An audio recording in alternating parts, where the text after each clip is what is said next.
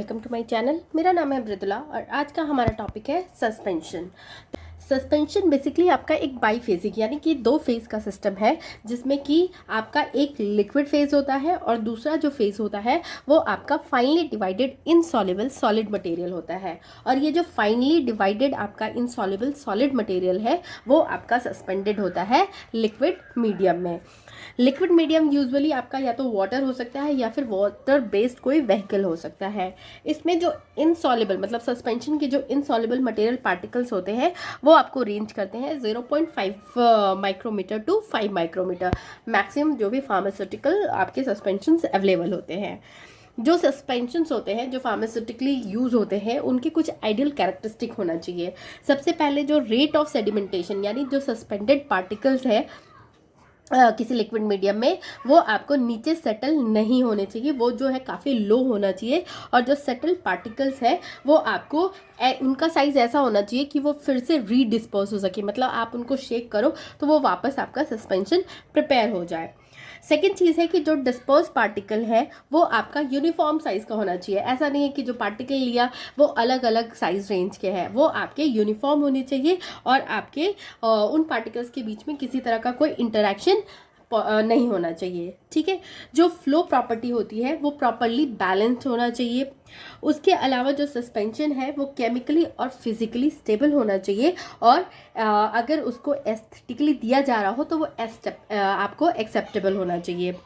जो parental suspensions होते हैं वो अपनी एफिशिएंसी लूज नहीं करनी चाहिए जब उनको स्टेरिलाइजेशन मतलब कि क्योंकि हमें पता है कि जो भी पैरेंटल प्रोडक्ट्स हम यूज़ करते हैं वो सबसे पहले स्टेरलाइज होते हैं। तो जो ये स्टेरिलाइजेशन प्रोसेस हो रहा है तो उस टाइम पे उनके जो सस्पेंशन है, जो भी फार्मास्यूटिकल सस्पेंशन है पैरेंटल, वो आपका अपनी एफिकेसी यानी कि अपना जो कैपेबिलिटी है जिस भी वो डिसीज़ के लिए वो दिया जाने वाला है उसकी वो पोटेंसी लॉस नहीं होनी चाहिए। तो बेसिकली अब हम बात करेंगे सस्पेंशन के एडवांटेज की कि सस्पेंशन क्यों यूज़ किया जाता है फार्मास्यूटिकल प्रिपरेशंस के लिए। तो बेसिकली सबसे पहला फैक्टर है वो है सॉलिबिलिटी। बहुत सारे ड्रग्स हैं वो सॉल्यूशन फॉर्म में स्टेबल नहीं होते हैं, तो इस वजह से उनका इनसॉल्युबल फॉर्म तैयार करना पड़ता है ताकि वो आपको डिग्रेड ना करे। तो ये ड्रग्स जो है आपको सस्पेंशन के फॉर्म में फिर यूज़ किए जाते हैं। जैसे कि प्रोकेन पेनिसिलिन जी जो है वो प्रेफर किया जाता है पेनिसिलिन जी के जगह पे, क्योंकि ये आपका ज़्यादा ये इनसॉल्युबल होता है और साथ ही लेकिन मगर बहुत ज़्यादा स्टेबल होता है, जबकि पेनिसिलिन जी जो है वो सॉल्युबल होता है लेकिन अनस्टेबल होता है।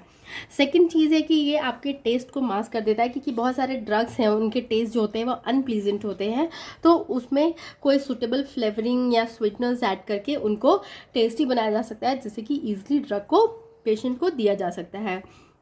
ये आप उसके अलावा ये आपको एक सूटेबल फॉर्म प्रोवाइड करता है आपको डर्मेटोलॉजिकल मटेरियल्स को स्किन या म्यूकस मेम्ब्रेन पे अप्लाई करने के लिए, और जो भी इनसॉल्युबल ड्रग्स होते हैं उनको फिर फॉर्मुलेट करके पैरेंटल सस्पेंशंस प्रिपेयर किए जा सकते हैं।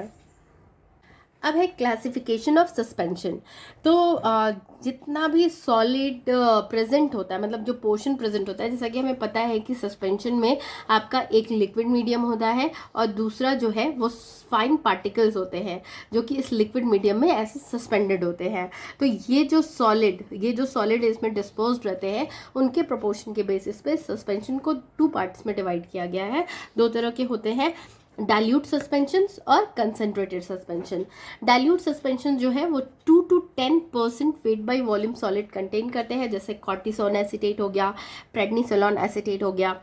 जो कंसंट्रेटेड सस्पेंशन है उसमें सॉलिड्स जो है वो लगभग आपका 50% weight by volume solid present होता है, जैसे जिंक ऑक्साइड सस्पेंशन जो कि एक्सटर्नल यूज़ के लिए किया जाता है, और प्रोकेन पेनिसिलिन जी सस्पेंशन जो कि इंजेक्शन फॉर्म में यूज़ किया जाता है।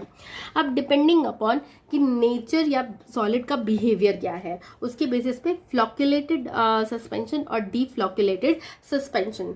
तो इस डिवीजन को स्टार्ट करने से पहले बोलते हैं जो फाइन पार्टिकल्स जो आपके सस्पेंडेड होते हैं इनको आप फ्लॉक्यूल्स बोलते हैं। ठीक है, तो जो फ्लॉक्यूलेटेड सस्पेंशन होते हैं उसमें आपको पार्टिकल्स जो है वो लूज एग्रीगेट होते हैं, मतलब कि आपको ऐसे जो है उनमें गैपिंग ज़्यादा होगी, उस तरह के एग्रीगेट फॉर्म होते हैं।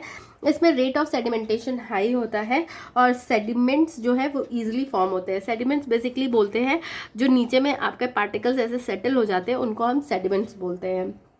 सेडिमेंट्स जो है उसमें आपके लूजली पैक्ड पार्टिकल्स प्रेजेंट होते हैं जो कि स्कार्फ फोल्डिंग लाइक स्ट्रक्चर्स होते हैं। जैसे आपका ये पार्टिकल हुआ, उसके ऊपर इस तरह से ऐसे ऐसे, मतलब इस तरह का लूजली जैसे कि स्कार्फ जैसा स्ट्रक्चर दिखेगा। और ये पार्टिकल्स जो है वो एक दूसरे से बहुत ही लूजली बॉन्डेड होंगे और एक हार्ड डेंस केक जो है वो कभी भी फॉर्म नहीं होगा, क्योंकि लूज पैकिंग होती है इनकी। एक दूसरे के कॉम्बिनेशन जो कॉन्टैक्ट होता है उनका काफ़ी लूज होता है और सेडिमेंट जो है वो ईजिली रीडिस्पोज कर सकते हैं।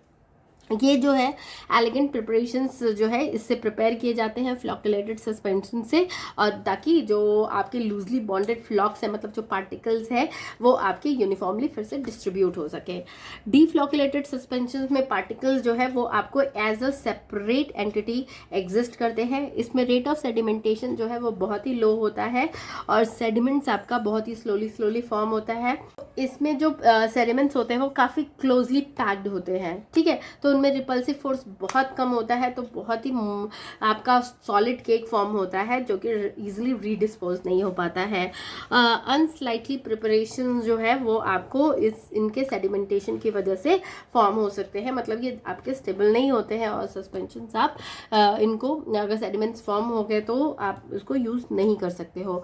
तो ये था आपका जनरल इंट्रोडक्शन, सस्पेंशन क्या होता है, कितने तरह के होते हैं, उसके क्या एडवांटेज है और क्या कैसे आइडियल कैरेक्टरिस्टिक होने चाहिए। तो अगर आपको मेरा ये वीडियो पसंद आए तो प्लीज़ इसे लाइक